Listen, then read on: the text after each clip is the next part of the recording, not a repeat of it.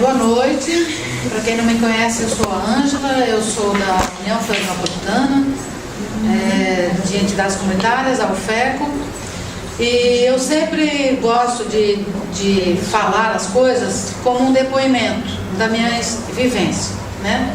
Porque eu era uma pacata dona de casa e que não sabia nada de nada, de discussão do plano diretor, de discussão de moradia, dos problemas da cidade, até que no meu bairro começou a despertar essa questão do desenvolvimento urbano e prédio e uma coisa que era ali no bairro João Paulo, que o bairro João Paulo era um bairro bem tranquilo, com famílias assim centenárias que moravam ali, e de repente eles tinham que vender suas casas.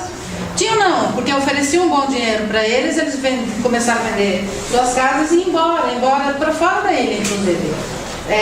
Famílias tradicionais do bairro, né, Lima, Nezinho, foram embora da ilha. Por quê? Porque veio a construção civil com aquele volume e tal. Enfim, todo mundo conhece o bairro São Paulo hoje, vê aquela avenida de prédio lá, de 10, 12 andares, cada prédio daquele ali, a gente ia lá na frente brigar, gente. Mas esse poder, a briga pela terra, e o poder do dinheiro aqui em Florianópolis, ele ainda sufoca nós. Ele é muito grande, ele é muito forte, é uma cultura que se criou, né, dos anos 70 para cá. A partir de então, eu conheci o Fórum da Cidade, conheci o FECO através do Azevedo. Você me lembra muito do Azevedo, viu? Né? Ele lembra muito do Azevedo, gente, esse menino aqui. Aí, conheci o Azevedo, conheci o Fórum da Cidade, aí vi um grupo aqui da universidade e comunidade debatendo o Estatuto da Cidade. Eu fiquei maravilhada.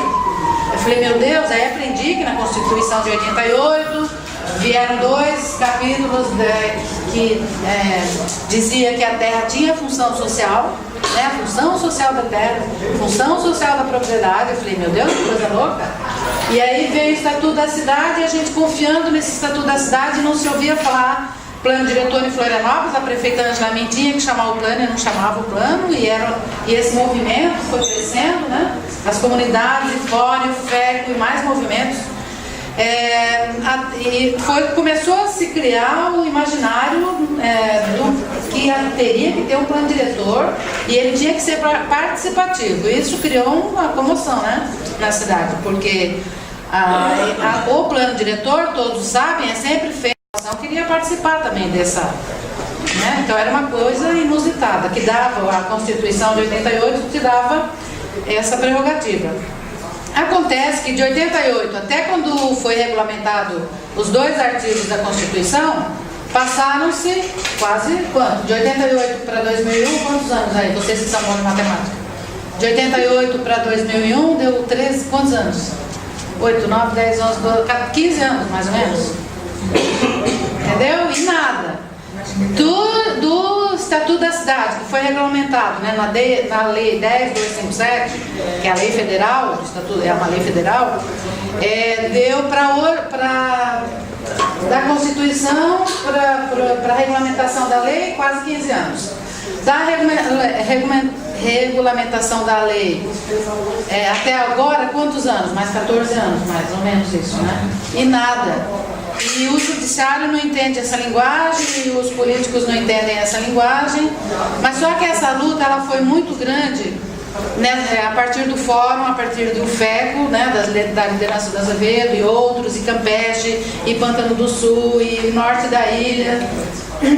Aí o Campeche, aí rompe, a gente rompe o movimento, né, aí o Campeche começou a se organizar. Então, a partir de... Aí nós criávamos movimentos na cidade, por exemplo, Acorda Floripa, com adesivo nos carros, Acorda Floripa, porque explodiu, né, Florianópolis, a construção civil explodiu, né, Florianópolis encheu de prédio. Aí criaram o quê? O que os empresários criaram? A ONG Floripa Amanhã, uma ONG empresarial que hoje está metida em tudo quanto é discussão de política pública, e nós não. Entendeu? Porque eles vão e são competentes, e vão e entram lá.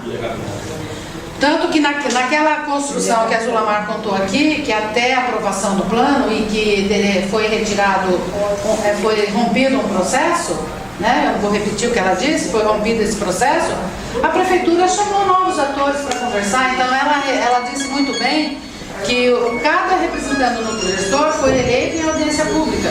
Só que esses representantes que hoje a prefeitura constituiu uma comissão, depois do plano aprovado pela Câmara, eles estão revendo o plano de novo já. O IPUF, né, o órgão de planejamento, mais a construção civil, mais outros, e do movimento, chamaram 3 pessoas do movimento nosso para ir para lá para dentro, sem consultar ninguém. Entendeu? Então dizendo que essas pessoas representam o movimento popular. E elas estão lá dentro discutindo, quer dizer, eles tiraram uma coisa formalizada, discutida com a sociedade e criaram um mundinho paralelo lá. Então é isso, a história do plano diretor, ela foi uma luta assim grande. O Vermelho já contou, a Zulamar já contou, e eu vou contar agora um pouquinho da nossa história em relação à moradia. A UFECO teve um presidente que se chamou Modesto Azevedo, e ele veio do Movimento Nacional de Moradia. E o Azevedo, ele ia para as comunidades, como Vila Santa Rosa, Ponta do Leal, Vila do Arvoredo. O Azevedo passava dias, ele ia para a Vila do Arvoredo, dormia lá, ele ia sexta-noite e voltava domingo, né?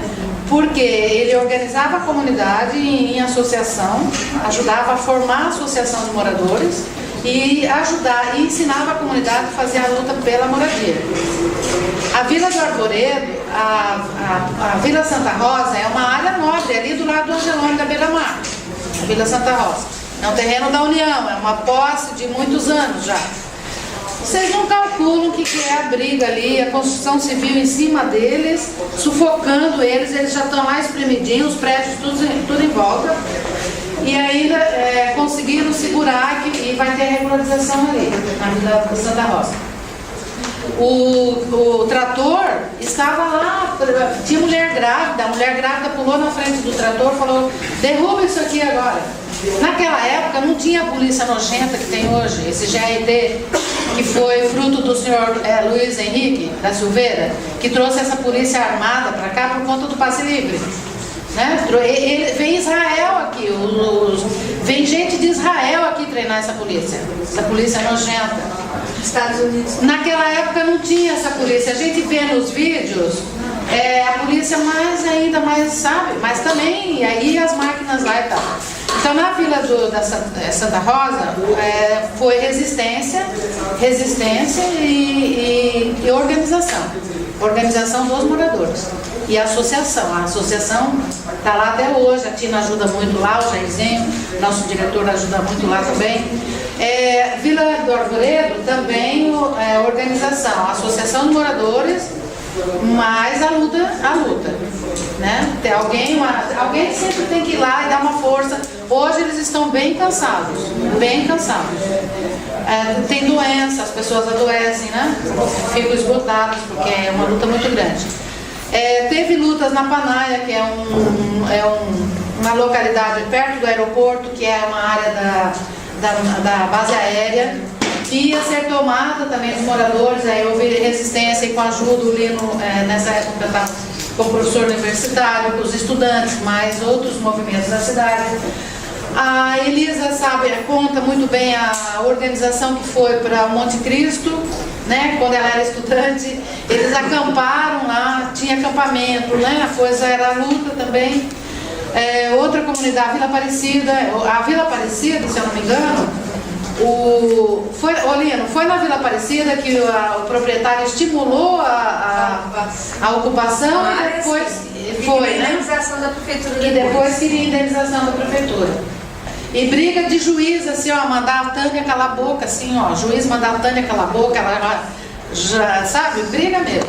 Mas enfim, o que eu queria mesmo dizer para vocês é que também no fórum a gente criou um grupo de discussão da moradia.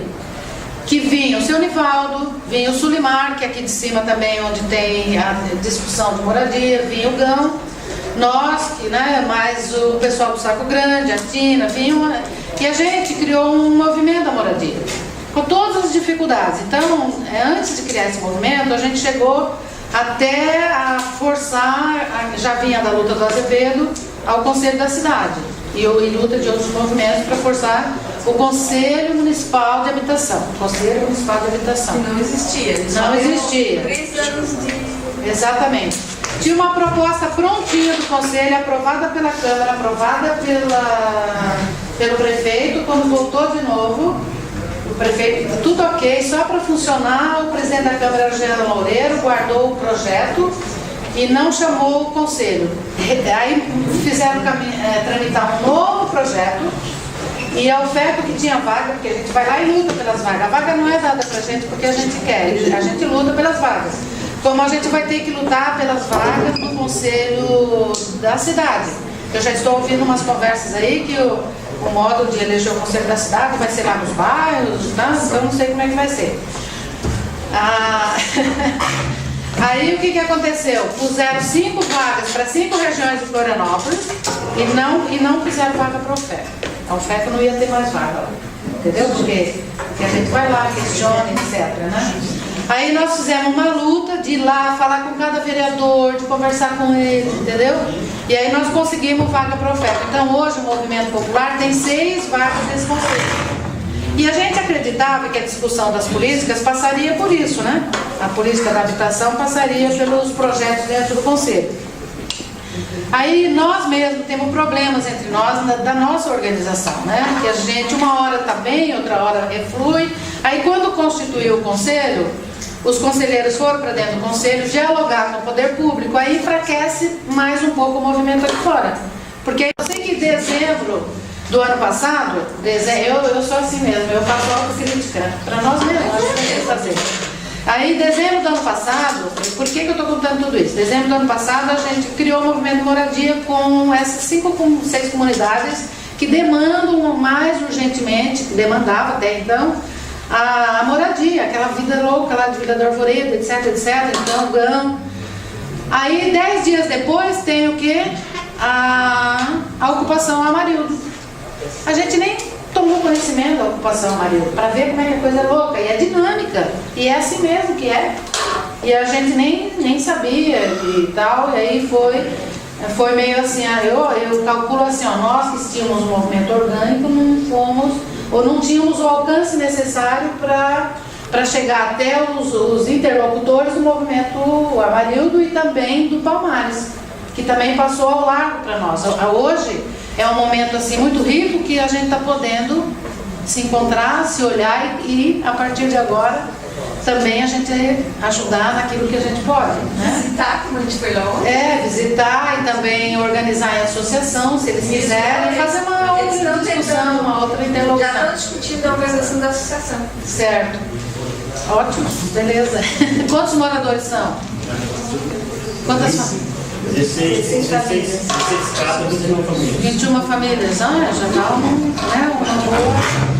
Pessoal, então é isso. Em relação à nossa luta, o Estatuto da Cidade, uma grande decepção que o Estatuto da Cidade, porque tem toda uma história aqui da nossa ex-prefeita lá, a Ângela Minha, ela não regulamentou o Estatuto da Cidade, os municípios precisariam, mas toda vez que precisa regularizar os instrumentos, eles regularizam sempre a favor ainda dessa lógica da cidade capitalista e exploradora da construção civil e não da função social da terra, certo? Então é até um perigo.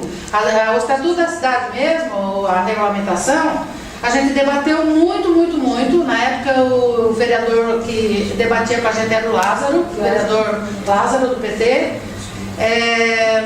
Fizemos uma proposta e no fim, quando entrou o Dário Berger, nós pedimos para retirar esse projeto, porque se ele fosse aprovado, ele ia beneficiar mais a construção civil do que as questões. E uma decepção grande é a questão do Ministério da Cidade ser entregue a partidos, por exemplo, que especulam, fazem especulação, eram nossos inimigos aqui, inimigos do movimento em Florianópolis, que era o PP, da Ângela Minha, etc. Aí o governo Lula dá de presente o Ministério das Cidades para o PP. Então essa foi uma grande decepção. E olha, muita gente do movimento não acredita mais na política hoje por causa disso. Porque essa luta, ela enfraqueceu muito, porque não fortaleceu essas questões aí. Tá? Tá bem.